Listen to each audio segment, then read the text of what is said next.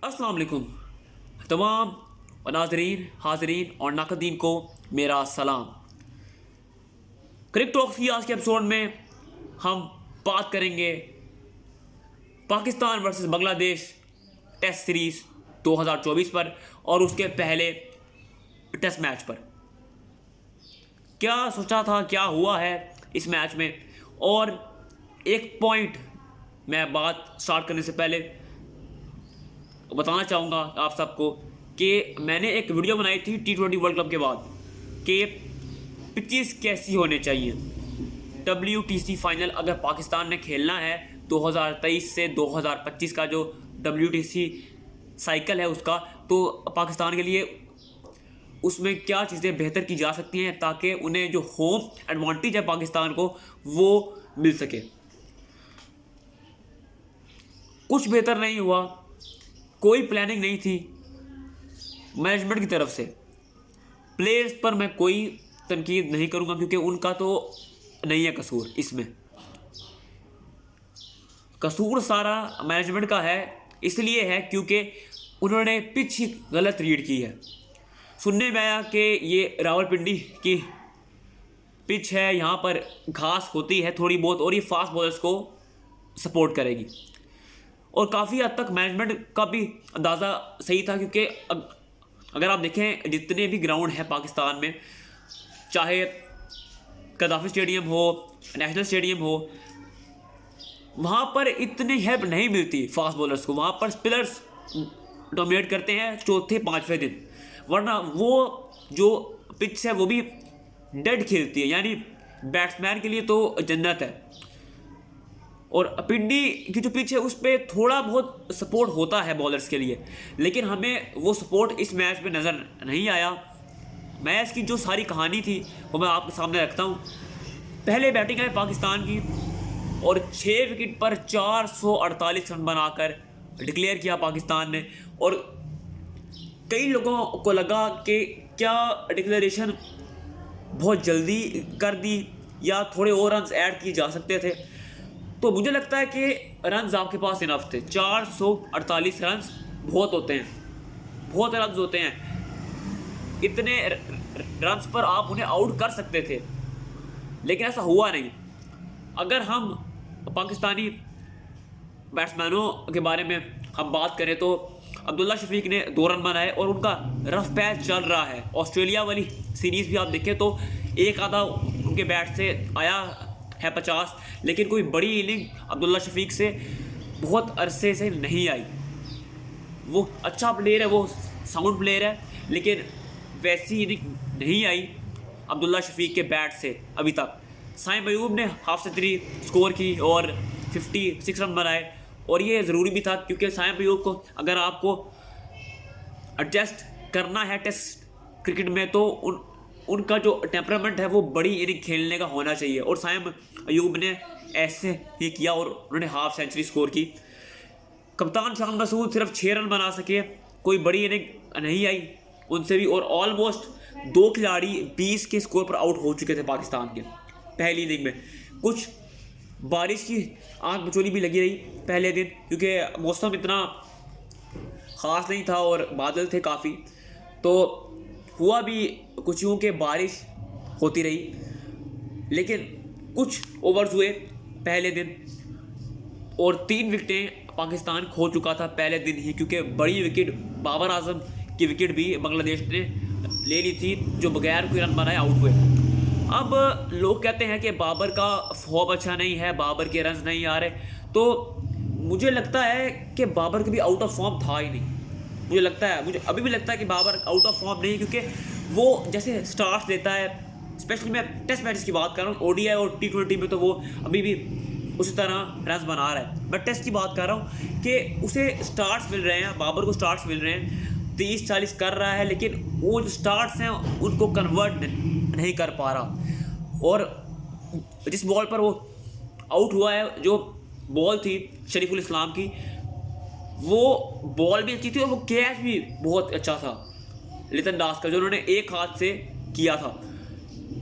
उसके बाद जब 3 विकेटें जो आपका टॉप ऑर्डर है वो जब आउट हो गया बहुत जल्दी, तो सऊद शकील और मोहम्मद रिजवान की जो एक बहुत बड़ी पार्टनरशिप आई, उसने आपको संभाल दिया और एक टाइम पे आप गेम को डोमिनेट कर रहे थे।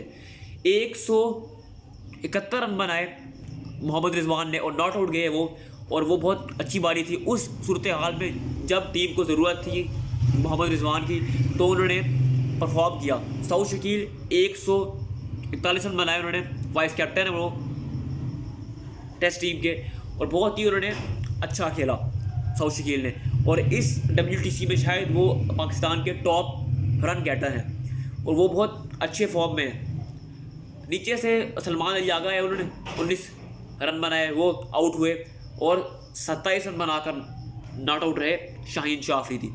पहली इनिंग में 448 तो आपने किया, लेकिन हमें विकेटें चाहिए थी शुरू में, क्योंकि अगर बांग्लादेश को बैक फुट पर डालना है तो विकेट्स चाहिए थी आपको, लेकिन ऐसा हुआ नहीं। जैसे हमने बैटिंग की वैसे ही उन्होंने भी बैटिंग की, और उनकी सारी टीम 565 रन बनाकर आउट हुई। इट मीन्स के 100+ की लीड हमने बांग्लादेश को दे दी पहली इनिंग में 448 करने के बावजूद। अब इसमें गलती किसकी है? बॉलर्स की, मैनेजमेंट की, या फिर पिच की? पिच देखें तो शुरू में 2 से 3 दिन डेड ही खेल रही थी और फास्ट बॉलर्स के लिए कोई भी सपोर्ट नहीं थी। विकेटें ज़रूर मिली पाकिस्तान को, लेकिन उस वक्त बहुत देर हो चुकी थी, क्योंकि बांग्लादेश ने बहुत बड़ा स्कोर एक खड़ा कर दिया था। 565 रन बनाए थे बांग्लादेश ने, जो कि काफ़ी मुश्किल होने वाले थे। शादमान इस्लाम ने 97 रन की इनिंग खेली और मुशफिकुर रहीम ने 191 रन बनाए। 9 रन से वो अपनी 200 मिस कर गए और बहुत ही अच्छी इनिंग थी उनकी। लिटन दास ने हाफ सेंचुरी बनाई, जाकिर हसन ने हाफ सेंचुरी बनाई, और मेहदी हसन मिराज ने 77 रन की इनिंग उन्होंने की नीचे से, और ये स्कोर 565 हुआ। नसीम शाह ने 3 विकेटें ज़रूर ली, लेकिन 93 रन भी दिए उन्होंने। मोहम्मद अली ने भी 2 शिकार किए और 2 विकेटें थी खुरम शहजाद की। अब आपने पहली इनिंग में इतनी लीड तो दे दी 100+ की, लेकिन दूसरी इनिंग में हमारी जो बैटिंग लाइनअप है वो लड़खड़ा गई एक बार फिर, और सारी टीम 146 रन बनाकर आउट हो गई, और सिर्फ 30 रन का टारगेट था बांग्लादेश के लिए। बैटिंग लाइनअप हमारी सेकेंड इनिंग में फेल हुई है टेस्ट क्रिकेट में, हमें ये मानना पड़ेगा, और एक बार फिर हमें वो देखने को मिला कि फेल हुई बैटिंग लाइनअप हमारी। साइम अयूब पहली इनिंग में जो उन्होंने हाफ सेंचुरी स्कोर की थी उसको रेप्लिकेट नहीं कर पाए और बहुत जल्दी आउट हुए। अब्दुल्ला शफीक का एक और लो स्कोर आया, और शान मसूद भी कुछ ज़्यादा वजाहमत नहीं कर सके। बाबर आजम को एक बार फिर बहुत अच्छा स्टार्ट मिला, और वो अपनी जब वो बेस्ट शॉटें खेलता है तो वो फॉर्म में होता है, तो फॉर्म में तो वो है, ऐसी बात नहीं है कि वो फॉर्म में नहीं है। मैं वही बात कर रहा था कि he is getting starts but he is not converting the starts into big scores. जो ये मुझे लगता है कि थोड़ा सा कंसर्न है। उनकी बड़ी विकेट नाहिद राना ने ली और वहाँ से बांग्लादेश पूरे मैच पर हावी हो गया। मोहम्मद रिजवान ने फाइट दिखाई, हाफ सेंचुरी स्कोर की, 56 रन बनाए, लेकिन मेहदी हसन 4 विकेटें उन्होंने हासिल की और शाकिब अल हसन ने 3 विकेटें हासिल की। और टर्निंग पॉइंट मैच का मुझे लगता है तब था जब सऊद शकील की विकेट गिरी, क्योंकि वो पहली इनिंग में उन्होंने शानदार इनिंग्स खेली थी। वो जिस तरीके से स्टंप हुए, अपने फीट को यूज़ करना चाह रहे थे अगेंस्ट शाकिब अल हसन, बॉल हल्का सा टर्न हुआ और वो स्टंप हुए। वहाँ से मैच पाकिस्तान की गिरफ्त से निकल गया और महज 30 रन का टारगेट था बांग्लादेश को। उन्होंने ईजिली बगैर कोई विकेट खोए बना लिया। 10 विकेट से बांग्लादेश ने पाकिस्तान को शिकस्त दी इस पहले टेस्ट मैच में। वो हो गया जो आज तक कभी नहीं हुआ। इससे पहले हम बांग्लादेश से एक टेस्ट मैच भी नहीं हारे थे। और मुझे लगता है कि पिच गलत रीड की गई है मैनेजमेंट की तरफ से। मैनेजमेंट को लगा कि स्पिन तो नहीं होगा तो हम 4 फास्ट बॉलर्स के साथ जाएंगे, और वो 4 फास्ट बॉलर्स के साथ गए, लेकिन उन्हें वो रिज़ल्ट नहीं मिला जो मिलना चाहिए था। रिज़ल्ट क्या मिला कि बांग्लादेश ने 10 विकेट से हराया पाकिस्तान को, और 2 मैचेस की जो टेस्ट सीरीज़ है उसमें 1-0 की लीड मिल गई है बांग्लादेश को। मैंने पहले ही कहा था कि spin to win formula use करना पड़ेगा अगर आपने पाकिस्तान में टेस्ट मैचेस जीतने हैं, लेकिन स्पिन टू विन फार्मूला आप पे हावी भी पड़ सकता है। तो आपको कुछ बीच का रास्ता निकालना पड़ेगा अगर आपने होम में मैचेस जीतने हैं। अब देखते हैं कि दूसरे टेस्ट में क्या होता है। अगर दूसरा टेस्ट भी हार गया पाकिस्तान तो ऑलमोस्ट WTC की जो कहानी है वो ख़त्म है पाकिस्तान की, और यही मौका था पाकिस्तान के पास कि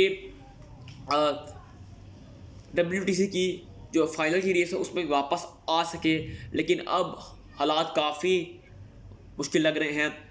जेसन गिलेस्पी को कोच बनाया गया रेड बॉल टीम का। बैटिंग अच्छी हुई, बॉलिंग इतनी खास नहीं हुई, और गेम अवेयरनेस बिल्कुल भी नहीं थी इस मैच में, जिसका पूरा फ़ायदा उठाया बांग्लादेश ने और जीत मिली बांग्लादेश को। तो ये था पहला मैच। मेरा नाम है मिर्ज़ा रेहान, मेरे साथ था मेरा काम है, क्योंकि झूठे का कोई मान नहीं होता। मिलूंगा मैं आपसे फिर इसी वीडियो में, तब तक के लिए प्लीज़ लाइक एंड सब्सक्राइब, और नेक्स्ट टाइम इट्स अल्लाह हाफिज़ एंड गुड बाय।